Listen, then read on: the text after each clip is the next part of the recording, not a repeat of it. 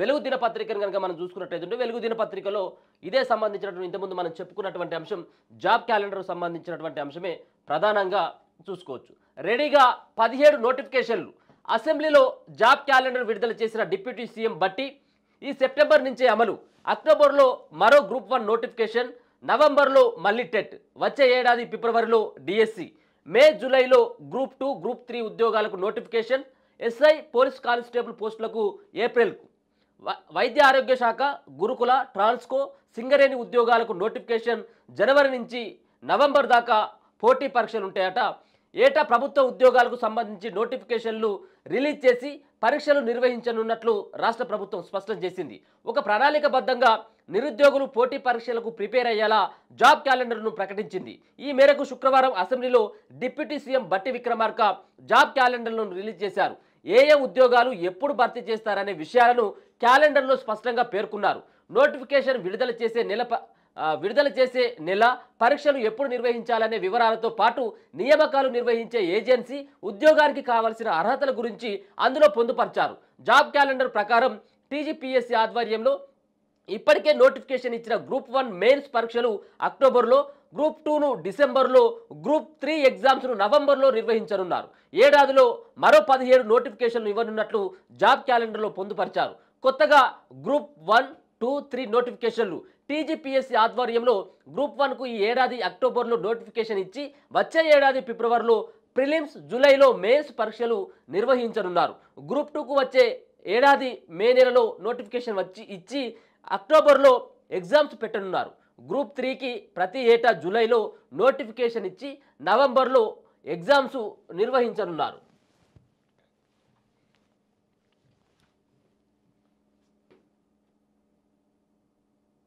ఇక వైద్య ఆరోగ్య కుటుంబ సంక్షేమ శాఖ ఆధ్వర్యంలో ల్యాబ్ టెక్నీషియన్, నర్సింగ్ ఆఫీసర్ నియామకాల కోసం ఈ సెప్టెంబర్లో నోటిఫికేషన్ విడుదల చేయనున్నారు.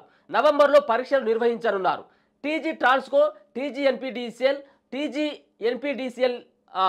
ఎన్పీడీసీఎల్లోని ఇంజనీరింగ్ వివిధ కోర్సుల కోసం రాబోయే అక్టోబర్లో నోటిఫికేషన్ విడుదల చేసి వచ్చే ఏడాది జనవరిలో పరీక్షలు పెట్టనున్నారు. సింగరేణిలో పలు ఉద్యోగాల కోసం వచ్చే ఏడాది జూలైలో నోటిఫికేషన్ ఇచ్చి నవంబర్లో పరీక్షలు నిర్వహించనున్నారు. వివిధ శాఖల్లో గెజిటెడ్ ఉద్యోగాల కోసం వచ్చే ఏడాది జనవరిలో నోటిఫికేషన్ విడుదల చేసి ఏప్రిల్లో పరీక్షలు నిర్వహిస్తారు. ఇంజనీరింగ్ సర్వీసెస్లో గెజిటెడ్ కేటగిరీకి సంబంధించి ఈ ఏడాది అక్టోబర్లో నోటిఫికేషన్ ఇచ్చి వచ్చే ఏడాది జనవరిలో పరీక్ష నిర్వహించనున్నట్లు క్యాలెండర్లో పేర్కొన్నారు. మళ్ళీ టెట్, డిఎస్సి, పోలీసు ఉద్యోగాలకు నోటిఫికేషన్. జాబ్ క్యాలెండర్ ప్రకారం మరోసారి నవంబర్లో టెట్ నోటిఫికేషన్లు విడుదల చేయనున్నారు. వచ్చే ఏడాది జనవరిలో పరీక్షలు నిర్వహిస్తారు. అలాగే వచ్చే ఏడాది ఫిబ్రవరిలో మరో డిఎస్సి నోటిఫికేషన్ విడుదల చేసి ఏప్రిల్లో ఎగ్జామ్స్ పెడతారు. ఫారెస్ట్ బీటీ ఆఫీసర్ ఉద్యోగాలకు వచ్చే ఏడాది ఫిబ్రవరిలో నోటిఫికేషన్ ఇచ్చి వీటిని మేలో పరీక్షలు నిర్వహించనున్నారు. ఇక పోలీసు ఉద్యోగాల విషయానికి వస్తే తెలంగాణలో ఎస్ఐ కానిస్టేబుల్ ఉద్యోగాల కోసం వచ్చే ఏడాది ఏప్రిల్లో నోటిఫికేషన్ విడుదల చేసి ఆగస్టులో పరీక్షలు నిర్వహిస్తారు. డిగ్రీ కళాశాలల్లో అధ్యాపకులు, ఫిజికల్ డైరెక్టర్లు, లైబ్రరీయన్ పోస్టులకు వచ్చే ఏడాది జూన్లో నోటిఫికేషన్ ఇచ్చి సెప్టెంబర్లో పరీక్షలు కూడా నిర్వహించేటువంటి అవకాశం ఉన్నది. దాన్ని అసెంబ్లీలో నిన్న భట్టి విక్రమార్క ప్రకటించినటువంటి సందర్భాన్ని కూడా మనం చూసుకోవచ్చు. మొత్తానికి జాబ్ వైజ్గా నోటిఫికేషన్, పరీక్షలు నిర్వహించేటువంటి డేట్లను సైతం కూడా అక్కడ అసెంబ్లీలో రిలీజ్ చేసినటువంటి పరిస్థితి చూసుకోవచ్చు. సంబంధించినటువంటి నోటిఫికేషన్స్ ఎప్పుడు ఇస్తాం, ఏ నెలలో పరీక్షలు నిర్వహిస్తామని చెప్పేసి పూర్తిగా కూడా డేట్లతో సహా వాటిని అన్నింటినీ కూడా విడుదల చేయడం జరిగింది. మొత్తానికైతే విడుదల చేయడం జరిగింది. కేవలం దీంట్లో కొంత ఎన్ని పోస్టులు వేస్తారు, అసలు పోస్టుల పైన క్లారిటీ ఇచ్చినట్టయితే ఉంటే, ఎన్ని పోస్టులను మెన్షన్ చేసినట్టయితే ఉంటే వీటిపైన ప్రభుత్వం పైన కొంత మాకు నమ్మకం ఉండేది. ఇన్ని పోస్టులకు మేము కూడా దాదాపుగా 2 లక్షల ఉద్యోగాలు ఖాళీలు అంటా ఉన్నారు. మరి ఎన్ని ఖాళీలను ఫైల్ చేస్తారు? ఈ కేవలం మరి ఇచ్చింది ఓకే, పోస్టులు ఏ నెలలో పరీక్షలు నోటిఫికేషన్స్ ఎప్పుడు ఇస్తారనేది క్లారిటీగా ఉంది. కానీ ఆ సంఖ్యను మెన్షన్ చేసినట్టయితే ఉంటే మాకు ఈజీగా ఉండు, దీన్ని నమ్మేలాగా లేదు, ఇది మరోసారి కాంగ్రెస్ పార్టీ మోసం చేసేందుకే ఆ డేట్లను ఇచ్చి అక్కడ సంఖ్యను ఇవ్వలేదు, ఉద్యోగాల సంఖ్య అనేది నిరుద్యోగుల నుంచి వస్తున్నటువంటి ప్రధానమైనటువంటి వాళ్ళ దగ్గర నుంచి వచ్చేటువంటి డిమాండ్. దీన్ని పొందుపరచాలనేది కూడా వాళ్ళు డిమాండ్ చేస్తూ ఉన్నారు. సరే, ఏదేమైనా కానీ నిన్న చేసినటువంటి ఒక మంచి పని ఇది, జాబ్ క్యాలెండర్ విడుదల చేయడం. మరి జాబ్ క్యాలెండర్ వీళ్ళు విడుదల చేసినటువంటి దాని పట్ల నిరుద్యోగులు కానీ, ఉద్యోగాలకు ప్రిపేర్ అయ్యేటువంటి వాళ్ళు కానీ ఇక వాళ్ళందరూ కూడా మరి హర్షం వ్యక్తం చేసినట్టయితే కొంత హడావిడి అయ్యేటువంటి వాతావరణమే కనపడేది. ఏంది పూలాభిషేకం కావచ్చు, పాలాభిషేకం లాంటిది చాలా కనపడేది. కానీ కొంత కాంగ్రెస్ పార్టీకి సంబంధించినటువంటి లీడర్ల దగ్గర నుంచి ఈ సంబంధించినటువంటి ఏవైతే కార్యక్రమాలు ఉన్నాయో వాళ్ళ దగ్గర నుంచి చూసినాం. కానీ మరి నిరుద్యోగులైతే ఇక్కడ కూడా మరి ప్రభుత్వం పట్ల సానుకూలంగా లేరన్నట్టుగానే కనపడ్డది మనకు ఈ జాబ్ క్యాలెండర్ తర్వాత. అంటే వాళ్ళు సంతోషంగా లేరు. ఎందుకంటే ఆ సంఖ్యను ప్రకటించినట్టయితుంటే కొంత బాగుండేది అనేది మరి వాళ్ళు చెప్తా ఉన్నారు. ఏదేమైనప్పటికీ కూడా ఈ చాలా రోజుల కానించి కొంతమంది ఆమరణ నిరాహార దీక్షలు చేయడం జరిగింది. ఆమరణ నిరాహార దీక్షకు పూనుకొని చావు అంచుల దగ్గరికి వెళ్ళొచ్చినటువంటి వాళ్ళు అక్కడ కొంతమంది ప్రయత్నం చేయడం జరిగింది. ఎందుకు జాబులు వేయాలి, జాబ్ క్యాలెండర్ ఇవ్వాలి అన్నటువంటి ఒక ప్రధానమైనటువంటి డిమాండ్ తోటి వాళ్ళు నిరుద్యోగులంతా కూడా రోడ్ల మీదకి వచ్చి వాళ్ళు చేసినటువంటి కృషి ఫలితంగానే ఎలా అసెంబ్లీలో ఈ సంబంధించినటువంటి దానిపైన మరి జాబ్ క్యాలెండర్ వచ్చేందుకు ప్రధానమైనటువంటి కారణంగా చెప్పుకోవచ్చు. వాళ్ళు దీంట్లో సక్సెస్ అయినట్టుగా స్పష్టంగా అర్థమవుతా ఉంది. ఒకసారి చూస్తే జాబ్ వైజ్గా నోటిఫికేషన్స్ పరీక్షలు నిర్వహించేటువంటి నెలలు కనుక చూసుకున్నట్టయితే ఉద్యోగం నోటిఫికేషన్ ఎప్పుడు, పరీక్ష ఎప్పుడు. ఇక డిగ్రీ లెక్చరర్స్ అకాడమిక్ పోస్టులు జూన్ 2025 నోటిఫికేషన్స్ ఇస్తారట. పరీక్ష మాత్రం సెప్టెంబర్ 2025లో. ఇక లైబ్రరీయన్స్, పీడీలు, ఇతర ఈక్వెన్స్ residential degree lecturers June 2025 September 2025లో పరీక్ష ఉంటుంది. ఎగ్జిక్యూటివ్ క్యాడర్ పోస్టులు సింగరేణిలో జూలై 2025 నవంబర్ 2025లో పరీక్ష ఉంటుంది. ఫారెస్ట్ బీట్ ఆఫీసర్ ఫిబ్రవరి 2025 మే 2025లో పరీక్ష ఉంటుంది. ఇక టెట్ ఈ ఏడాది రెండోసారి టెట్లో మరి ఏదైతే నవంబర్లో మళ్ళీ నిర్వహిస్తారు. మరి మొన్న బట్టి విక్రమార్క సైతం కూడా దీనిపైన ఓ క్లారిటీ ఇవ్వడం జరిగింది. ఈ టెట్కి సంబంధించింది ఇది రెండోసారి నవంబర్లో ఉండేటువంటి అవకాశం ఉంది. 3000 నుంచి 3500 మధ్యలో మరోసారి రెండో దఫగా ఈ టెట్ సంబంధించినటువంటిది నిర్వహించేటువంటి అవకాశం ఉంటుంది. నోటిఫికేషన్ నవంబర్లో వస్తుందట. జనవరి 2025లో ఈ ఎగ్జామ్స్ నిర్వహిస్తారు.